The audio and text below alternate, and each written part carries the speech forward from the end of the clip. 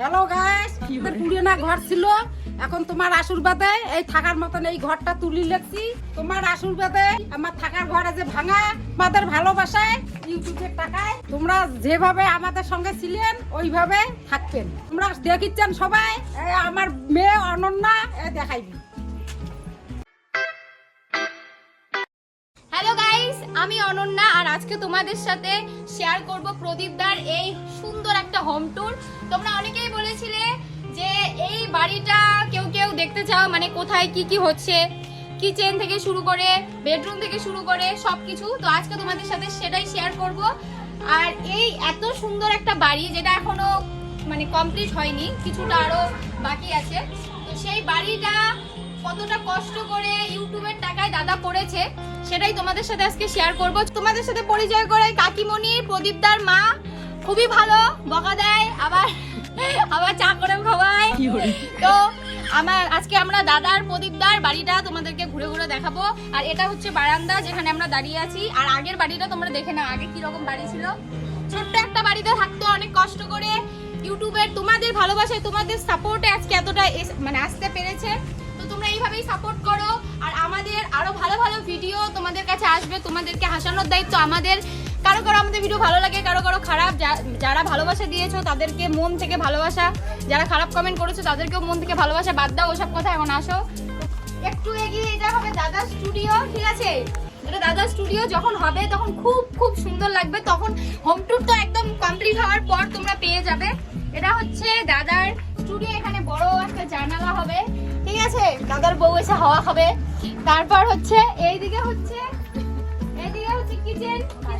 কিচেনটা অনেক বড়। যাই হোক, বিয়ের পরে দাদার বউ ঝাঁটা দিয়ে পিটাবে কিনা জানি না, তারপরে আমাদের আসার ইচ্ছা আছে। এই যে দেখতে পাচ্ছ এখানে গ্যাস ওভেন থাকবে, এখানে সুন্দর একটা জানালা, এই সাইডেও আরো অনেক কাজ বাকি আছে। সবকিছু বেসিন ফেসিন সবকিছু সেটআপ করবে। উপরে দেখতে পাচ্ছ এখনো কাজ বাকি আছে, মানে এখনো কিছু আর্থিক সমস্যার জন্য কাজটা এখনো স্টপ আছে, কিন্তু একদম বেশি না, 6-7 মাসের মধ্যে তোমাদের সাথে হোম ট্যুর পেয়ে যাবে তোমরা, একদম নিউ হোম ট্যুর। এখানে দেখতে পাচ্ছ দুপাশে দুটো বেডরুম। তো এই যে এই বেডরুমটা দেখতে পাচ্ছ, এই এত বড় একটা বেডরুম। উপর দেখাও, উপরটা দেখাও। ভাবো এত বড় একটা বেডরুম, এটা হবে প্রদীপদার ওয়াইফের।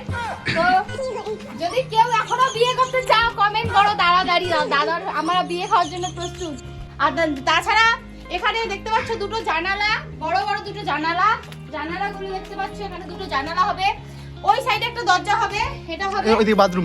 এটা এখানে বাথরুম বসবে। এটা হচ্ছে ব্যাক ডোর, মানে পেছনের দরজা। আর দেখো এই যে জমিটা দেখতে পাচ্ছ, এই সাইডে জমিটা দেখতে পাচ্ছ, এখানে এখনো পর্যন্ত করেনি এত শীতকে, মানে জায়গা থাকার পরেও এখানে এখনো কোনো রকম ঘর চলেনি, তো তুলবে। তো যাই হোক, আর এই যে এখানে দেখতে পাচ্ছি এখানে একটা দরজা, মানে এর নেক্সট যে এখানে একটা বেডরুম আছে, বাথরুম এইদিকে একটু বারান্দা, আর এখানে একটা বেডরুম, এখানে আবার হবে বাথরুম।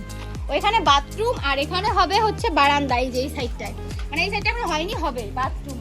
আর একটা বেডরুম দেখতে পাচ্ছ, যেহেতু বাড়ির একটাই ছেলে তো আর কতই বা ঘর লাগবে। এটা একটা বেডরুম, এখানে গেস্টরা আমরা এসে থাকবো। আমি মা থাকবে না? হ্যাঁ, এটা মায়ের রুম। মা থাকবে, মানে সরি ভুলে গেছি আমি। এখানে কাকিমণি থাকবে, মানে প্রদীপদার মা থাকবে।